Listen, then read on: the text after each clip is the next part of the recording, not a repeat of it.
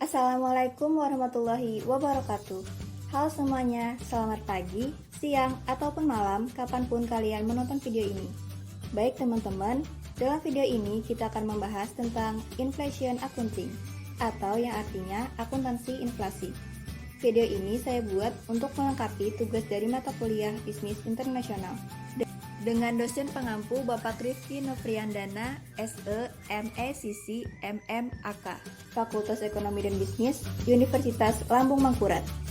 Sebelum kita membahas materi kali ini, ada baiknya mari berkenalan dulu ya teman-teman.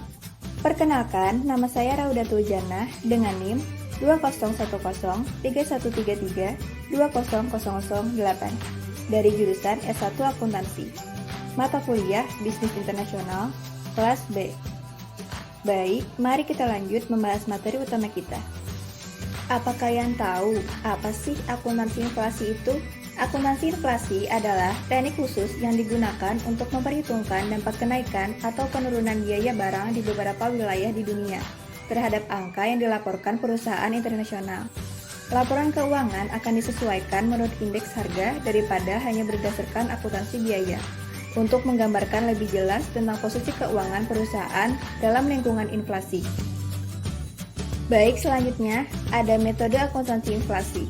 Ada beberapa metode yang digunakan dalam akuntansi inflasi, yaitu yang pertama, Current Purchasing Power atau CPP. Dalam metode ini, laporan keuangan disesuaikan dengan perubahan harga yang sedang terjadi. Metode ini melibatkan perhitungan ulang angka-angka keuangan perusahaan terdahulu pada daya beli saat ini yang dilakukan dengan menetapkan faktor konversi tertentu. Lalu yang kedua ada Current Cost Accounting atau CCA. Kategori biaya dan berbagai item biaya serta item dalam neraca dalam metode CCA ditampilkan pada biaya saat ini, bukan biaya terdahulu, dan laba ditentukan pada periode biaya aktual dan tidak berdasarkan penjualan. Ketiga, Current Value. Semua aset dan liabilitas diukur dan dipulihkan pada struktur biaya yang sudah terjadi. Yang keempat, Replacement Cost Accounting. Dia penggantian adalah parameter di mana semua aset dan kewajiban pada neraca dicatat. Selanjutnya, keuntungan dan kerugian akuntansi inflasi. Keuntungan akuntansi inflasi, yaitu yang pertama, memperlihatkan biaya yang sekarang dan bukan biaya terdahulu dari neraca. Yang kedua, sangat efektif pada saat inflasi atau hiperinflasi.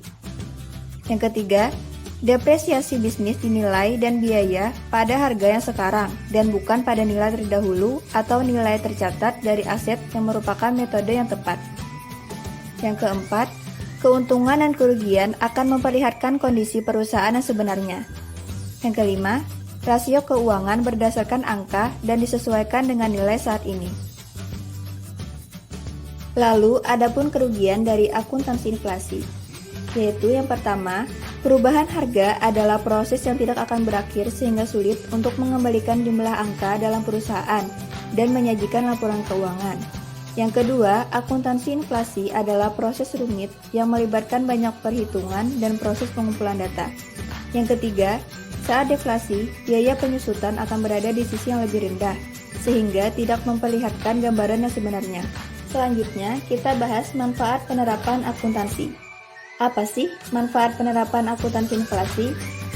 Manfaatnya adalah membantu pihak manajemen dalam menyajikan laporan keuangan yang sesuai dengan kebutuhan pemakai laporan keuangan.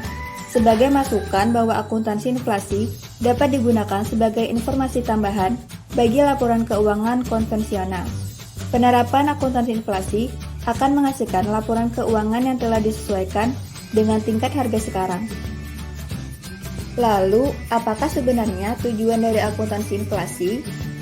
Tujuannya adalah untuk mengukur kinerja suatu perusahaan dan memungkinkan setiap orang yang tertarik untuk mengukur jumlah, waktu, dan kemungkinan arus kas masa depan.